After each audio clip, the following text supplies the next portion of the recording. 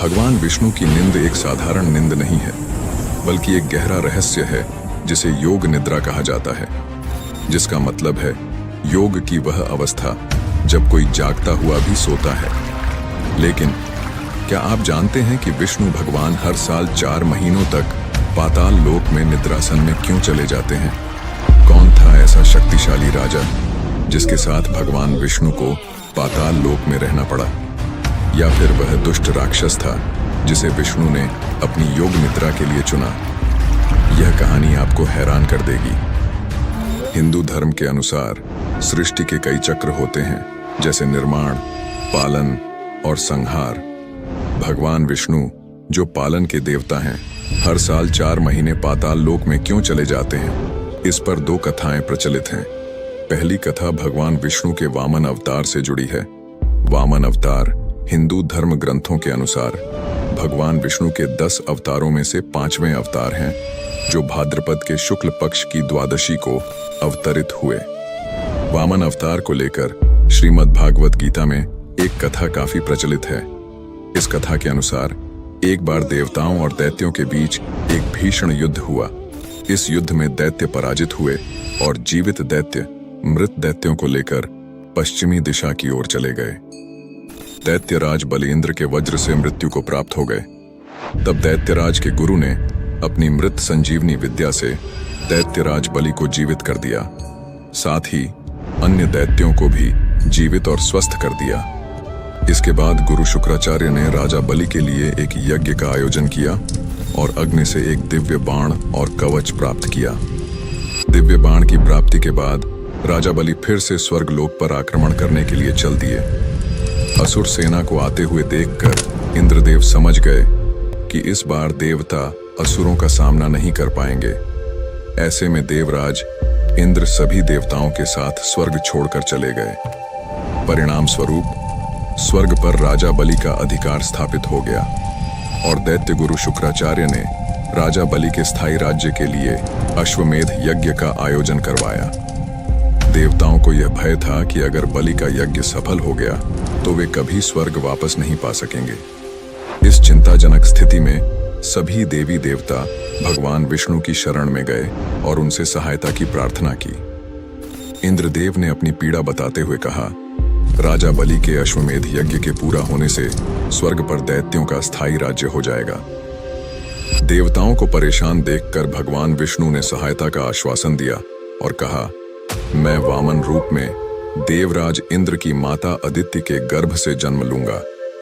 इसके बाद भाद्रपद मास के शुक्ल पक्ष की द्वादशी को श्री हरि भगवान विष्णु ने माता अदिति के गर्भ से धरती पर अपना 5वां अवतार लिया। उनके ब्रह्मचारी रूप को देखकर सभी ऋषि मुनि और देवी देवता प्रसन्न हो गए। सभी ऋषि मुनियों ने उन्हें आशीर्वाद दिया और वामन ने एक बौने ब्राह्मण का वेश धारण कर राजा बलि के पास जा पहुंचे। उनके तेज से यज्ञशाला प्रकाशित हो उठी। यह देखकर बलि ने उन्हें आसन पर बिठाकर आदर सत्कार किया और भेंट मांगने को कहा। यह सुनकर वामन ने अपने रहने के लिए 3 पग भूमि देने का आग्रह किया। हालांकि दैत्यराज गुरु शुक्राचार्य को पहले ही आभास हो गया था और उन्होंने राजा बलि को वचन न देने की सलाह दी, लेकिन राजा बलि नहीं माने और उन्होंने ब्राह्मण को वचन दिया कि वह उनकी यह मनोकामना जरूर पूरी करेंगे। बलि ने हाथ में गंगा जल लेकर 3 पग भूमि देने का संकल्प ले लिया। संकल्प पूरा होते ही वामन का आकार बढ़ने लगा और उन्होंने विकराल रूप धारण कर लिया। उन्होंने एक पग में पृथ्वी, दूसरे पग में स्वर्ग और तीसरे पग में दैत्यराज बलि ने अपना मस्तक प्रभु के चरणों के आगे रख दिया। अपना सब कुछ गंवा चुके बलि को अपने वचन से न हटते देख भगवान प्रसन्न हो गए और उन्होंने दैत्यराज को पाताल लोक का अधिकारी बना दिया। परंतु भगवान विष्णु ने राजा बलि की अति दानशीलता देखकर उनसे वर मांगने के लिए कहा। तब राजा बलि ने अपने साथ पाताल लोक चलकर वहीं निवास करने की बात कही। भगवान विष्णु राजा बलि की बात मानते हुए पाताल लोक चले गए। इससे सभी देवी देवता और माता लक्ष्मी चिंतित हो गईं। माता लक्ष्मी ने भगवान विष्णु को मुक्त कराने के लिए एक तरकीब लगाई। इसके मुताबिक माता लक्ष्मी ने एक गरीब स्त्री का वेश बनाकर राजा बलि को राखी बांध दी और बदले में भगवान विष्णु को मांग लिया।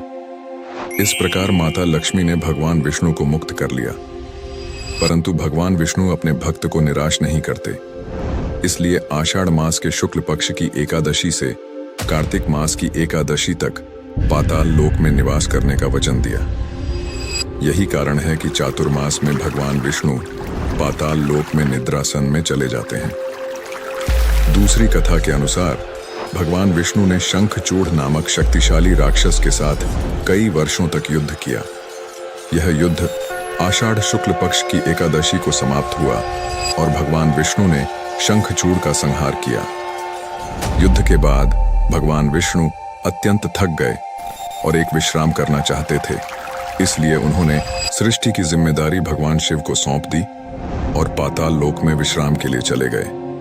भगवान विष्णु ने 4 महीने तक पाताल लोक में विश्राम किया और जब भगवान विष्णु की निद्रा समाप्त हुई तो यह दिन कार्तिक मास की एकादशी थी। इस दिन को देवउठनी एकादशी कहा जाता है, जो भगवान विष्णु के जागने और सृष्टि के संचालन में पुनः सक्रिय होने के प्रतीक के रूप में मनाया जाता है।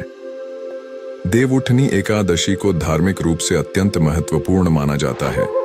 इस दिन को ध्यान, व्रत और पूजा के माध्यम से भगवान विष्णु की पूजा करने का विशेष महत्व है। इसे धार्मिक कृत्यों और पुण्य कर्मों के लिए एक उत्तम दिन माना जाता है। तो दोस्तों, भगवान विष्णु का पाताल लोक में जाना सिर्फ एक रहस्य नहीं, बल्कि उनकी भक्ति और करुणा का अनोखा प्रदर्शन भी है। क्या आपको लगता है एक भक्त के लिए भगवान विष्णु का पाताल लोक में इतना समय बिताना उनकी दया का सबसे बड़ा प्रमाण है, या फिर इस कहानी के पीछे कुछ और भी गहरा कारण है? हमें कमेंट करके जरूर बताएं। और अगर यह वीडियो आपको अच्छी लगी हो तो इसे लाइक करें, शेयर करें और हमारे चैनल को सब्सक्राइब करना ना भूलें, ताकि आप ऐसे ही और भी रोचक किस्से सुन सकें। जय श्री हरि।